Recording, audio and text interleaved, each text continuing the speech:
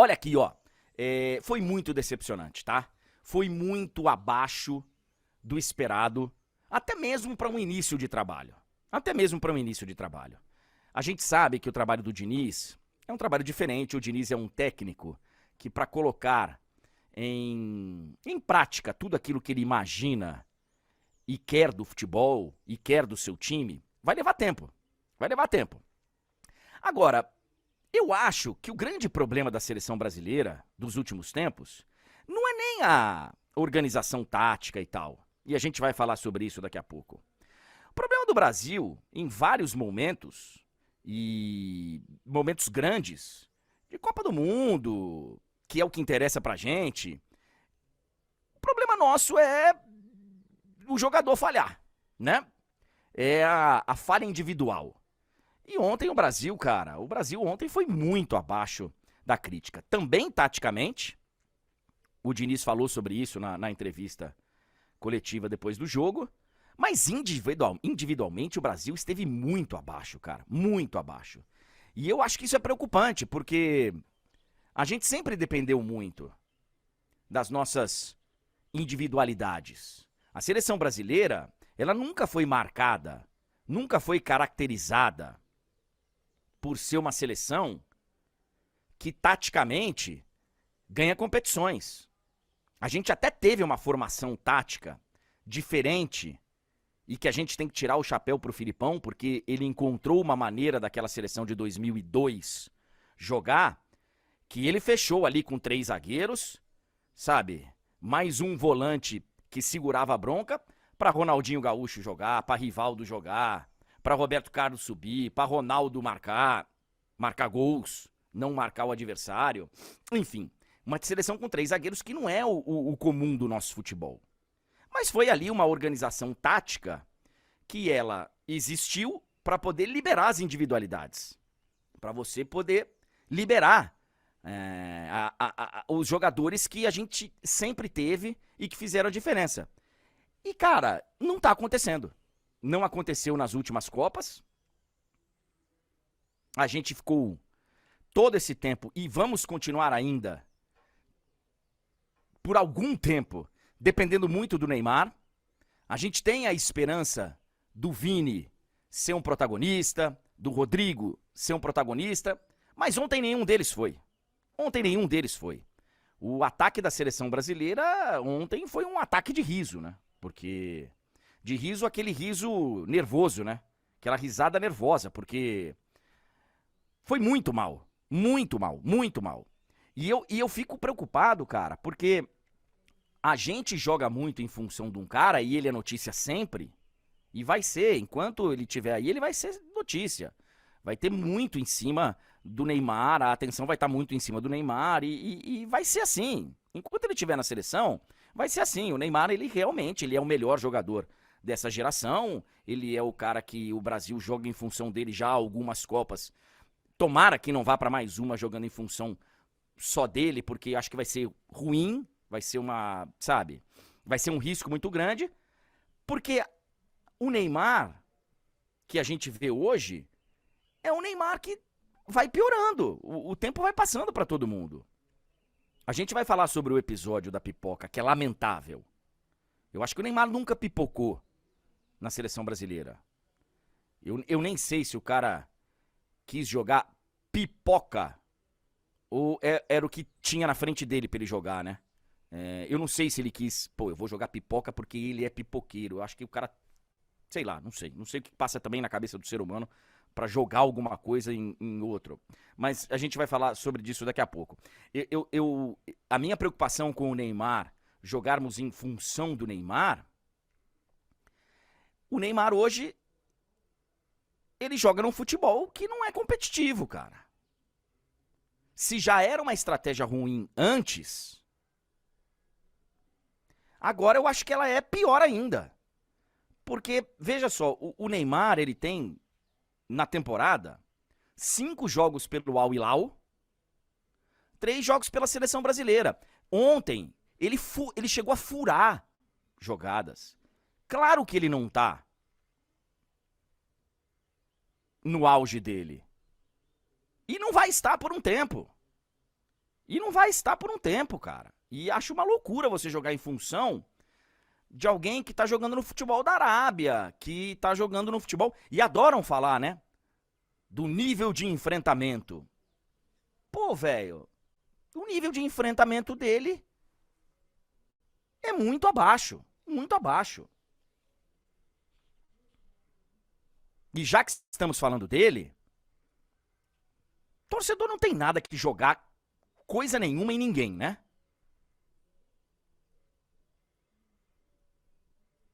De novo, eu vou até deixar o fato de ter sido pipoca de lado, porque assim, o Neymar realmente ele não... Eu nunca vi o Neymar pipocar. No termo, né, do futebol, pipocar, você fugir da responsabilidade e tal. Eu acho que ele tem um episódio ruim, que eu coloco muito pouco a culpa nele, e muito mais no treinador, que foi ele não ter batido o pênalti contra a Croácia. Mas eu tenho a impressão, eu gostaria muito de um dia conversar com o Tite, especificamente sobre aquela disputa de pênaltis. Mas até me provem o contrário, foi uma escolha do treinador deixar o Neymar por último. E foi também uma escolha do treinador ele não ter tomado a frente na quarta cobrança, sabendo que o Brasil poderia ser eliminado caso desperdiçasse aquela cobrança. Não acho que a culpa tenha sido dele.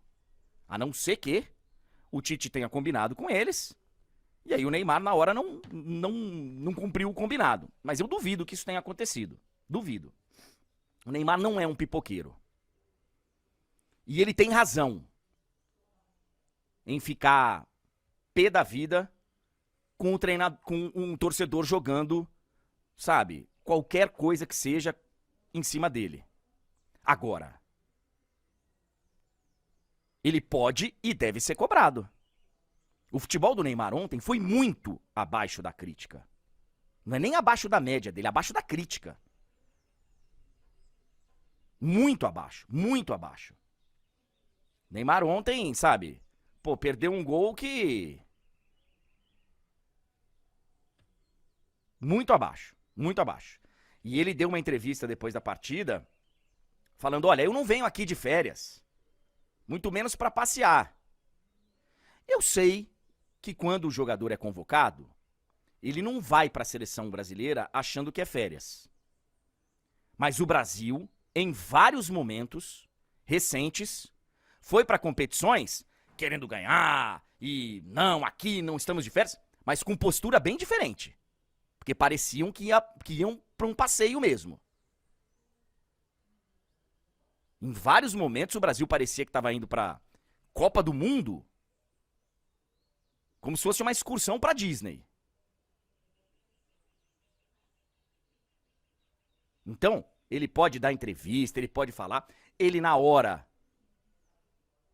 quis partir para cima do cara, mostrando realmente o nervosismo que não tem nada que partir para cima do cara. Eu sei que é difícil, o cara acabou de jogar um negócio em você, é difícil você se controlar. Ainda bem que o Marquinhos segurou ali, senão seria pior ainda. Senão seria pior ainda. E a outra coisa que a gente pode questionar, tudo bem, quando você vem para a seleção brasileira, você não vem de férias. Mas e no restante da temporada? Porque chegar para a seleção brasileira e falar, ó, agora estamos aqui, é foco, vamos ser campeão, é uma coisa. Se preparar durante a temporada para chegar no momento, estando ali numa condição ideal, a gente sabe que isso não acontece muitas vezes. Inclusive na escolha de ir para a Arábia. Então, assim, eu não tô de férias, não tô, mas no resto do ano parece que tá, né? Então, assim, cara, são questionamentos que vão acontecer. E o Neymar, ele tá, sabe, tá cansado de saber que ele vai ser mais cobrado do que os outros. Que ele vai continuar sendo mais cobrado do que os outros. Assim é. Assim é. E ontem, cara, eu não posso dizer que eu tenho a convicção, mas eu tive a clara sensação de que ele estava forçando para tomar o terceiro cartão amarelo. Não é possível, velho. Não é possível que um jogador que tem a rodagem que tem o Neymar, que tem a experiência que tem o Neymar, que não é mais nenhum menino, que é o adulto Ney, não é possível que o cara perca a cabeça dessa forma, velho. Não é possível. Não é possível. O episódio de atingirem um negócio nele, e ali você perder por alguns segundos, eu até entendo. Mas durante a partida, cara, durante a partida, velho, você olhava o jogo, não é possível, ele tá tentando forçar o cartão amarelo, não é possível. Não é possível. O segundo amarelo, né, não o terceiro. São 2 pra cumprir suspensão. Então, assim, em vários momentos a gente imagina que os caras estão lá, tipo, pô, não é possível que o cara que sabe a importância dele para a seleção brasileira para o próximo jogo contra o Uruguai, não é possível que ele não saiba que ele não pode tomar um cartão amarelo hoje. Porque o jogo contra o Uruguai é muito mais difícil do que o jogo contra a Venezuela. Muito mais importante. E tem muita gente falando aqui, do lado psicológico, não só do Neymar, mas da seleção brasileira. E vocês têm razão, tá? E foi uma das coisas que eu não entendi na era Tite. O fato da gente não ter tido um acompanhamento psicológico, sabe, mental para esses caras. Ainda mais depois do que aconteceu na Copa do Mundo de 2018, do que tinha acontecido em 2014 com alguns jogadores da seleção que também estavam em 22. Eu realmente não entendi por que o Tite escolheu não ter um acompanhamento psicológico da seleção brasileira.